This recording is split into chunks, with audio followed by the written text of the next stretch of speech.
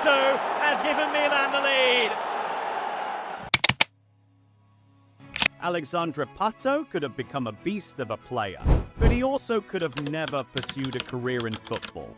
The former prodigy reflected on his challenging journey, sharing surprising and previously undisclosed experiences, from visits to brothels to battling an arm tumor. Pato's story highlights the unpredictable nature of seeking success. Alexandre Pato made a significant impact on the football world, arriving at AC Milan at just 19 years old with a reputation as a prodigious talent. His achievements, including winning the Golden Boy Award in 2009, were remarkable for a player who had already faced numerous challenges in his childhood. At just 11 years old, he embarked on a journey with his father to try out for SC International, a club located 9 hours away from home. Arriving in Porto Alegre with no money, they were left with no choice but to spend their nights at a brothel. Despite these challenges, young Pato persevered and found success. However, another misfortune struck when he was diagnosed with a tumor in his arm. The situation was dire. Young Pato faced the possibility of losing his left arm. With no financial means available, Pato's father couldn't afford the operation. However, he showed the doctor tapes of his son's football performances. Moved by Pato's potential, the doctor decided to perform the operation free of charge. It was Pato's extraordinary talent that ultimately saved his arm from amputation and paved the way for his career as a football player. After a promising start at AC Milan, Alexandre Pato's career took a downward turn due to injuries.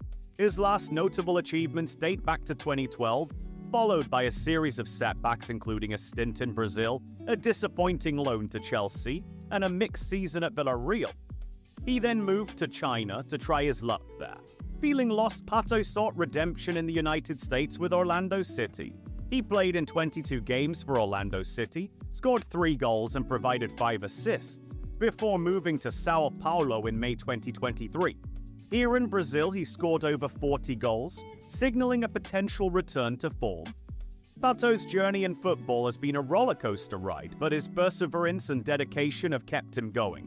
While some may speculate on what could have been, his contributions to Sao Paulo are undoubtedly significant and worthy of recognition. In 2008, Bojan emerged as Barcelona's potential next superstar, reminiscent of a young Lionel Messi. His talent was evident from a young age, breaking records at Barcelona's youth academy and impressing on the international stage with Spain's youth teams. Despite early success, Bojan struggled with anxiety and mental health issues, leading to panic attacks and a fear of disappointing others. He faced immense pressure to live up to the next Messi label. His time at Barcelona was marked by moments of brilliance, including becoming the youngest player to debut for the Spanish national team. However, he struggled to secure a consistent place in the starting lineup, particularly under coach Pep Guardiola. Ultimately, Bojan's career at Barcelona was overshadowed by comparisons to Messi and his battle with anxiety. Leaving the iconic Blaugrana colours behind, Bojan embarked on a new chapter with Roma in 2011. The Italian capital attracted Bojan with promises of glory and a chance to showcase his undeniable talent on a different stage. However, amidst fierce competition and a struggle to adapt, his time at Roma proved challenging, so Bojan found himself on loan to AC Milan in 2012. Despite occasional flashes of excellence, inconsistency overshadowed his time in Milan, leaving fans longing for the return of the Bojan they once knew. Undeterred by setbacks, Bojan sought solace, an opportunity in the Netherlands, joining Ajax in pursuit of redemption. Here, in the historic walls of the Johan Cruyff Arena, he found a semblance of his former self. His time with Ajax brought fleeting moments of glory, a reminder of the talent that had once captured the imagination of millions. He continued his journey in England, where he played for Stoke City. Despite his efforts, he struggled to settle in and prove definitively that he was the real deal. Following stints with Mainz in Germany and Alaves in Spain, Bojan sought a fresh start, hoping that a move to Canada could reignite his career. In August 2019, he joined Montreal Impact, where he played until December 2020, making appearances during the 2019 and 2020 MLS seasons. eventually following in the footsteps of Lukas Podolski, David Villa, and Vermaelen Bojan joined Vissel Kobe in Japan. But even there it seemed like Bojan wasn't destined for greatness, despite the fact that he was given the label as the next Messi. After a distinguished career spanning multiple continents and clubs, Bojan announced his retirement from professional football in 2023. His decision to hang up his boots marks the end of an era for football fans worldwide. At 14, before playing professionally, Adu was hailed as the next Pele. Reporters often set high expectations, especially the US media, fixating on young talent. There were no American football stars for him to idolize, yet Adu had the chance to become a global superstar. Originally from Ghana, he immigrated to the US at the age of 8, after his family won a green card lottery, despite facing less than 1% odds of success. Freddy's rise started on Maryland playgrounds and escalated to dominating top Italian clubs in an under-14 tournament with the US Olympic Developmental Program. At just 10 years old, his stellar performance earned him MVP and caught the attention of Inter Milan. While it may seem surprising for a child to receive a six-figure contract, top European clubs often pursue young talent for development. While the 10-year-old could have been swimming in candy with that type of cash, his mom kept him grounded. Freddy wowed everyone at the 2003 FIFA Under-17 World Cup. He played so majestically that a Premier League club recruiting director compared his performance to watching art in motion.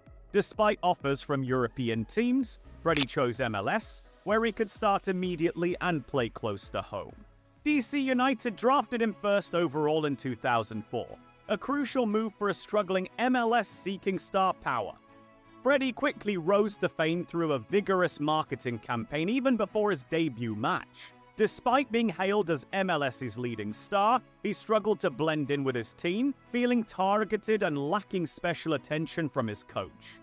Freddy's struggle with balancing priorities came to a head with his utilization on the field. While he preferred playing centrally, Coach Nawat moved him to the wing to utilize his left foot more. This exposed Freddy's defensive weaknesses, stemming from his previous experience against less talented competition. Despite being mainly a bench player, Freddy's entry into games ignited excitement, culminating in his historic first goal in professional football. Though not particularly remarkable, the goal symbolized hope for US football, especially as he contributed to DC United's MLS Cup win in his debut season. After many problems at DC United, Adu flew to Portugal to negotiate with Benfica, who officially announced his transfer 2 days later. He made his debut for Benfica on August 14, 2007. He managed to score 5 goals before his loan at Monaco, which ended without a permanent deal. His time at Monaco was not successful, so he returned to Benfica. Adu then joined Belenenses on loan for the 2009-2010 season, but was injured in October 2009, leading to the termination of his loan deal.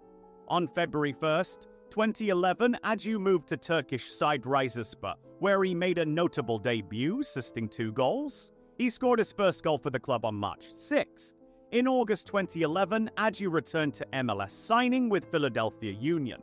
He debuted on August 13th and scored his first goal on September 7, 2011. After unsuccessful trials in Europe, Adu signed with FK Jagadena in July 2014. He later went on trials with various clubs, including the Portland Timbers and Las Vegas Lights FC. In October 2020, Adu joined Astil FF, but had his contract terminated in February 2021 due to fitness and competitiveness concerns. After playing for 15 teams in 9 different countries, Adu says that he is technically still not retired, even though he is 34 years old. His career trajectory from hailed savior to labeled failure reflected the extreme pressures he faced. Despite international promise, Freddy's club career stagnated, plagued by tactical shortcomings and a premature entry into professional football.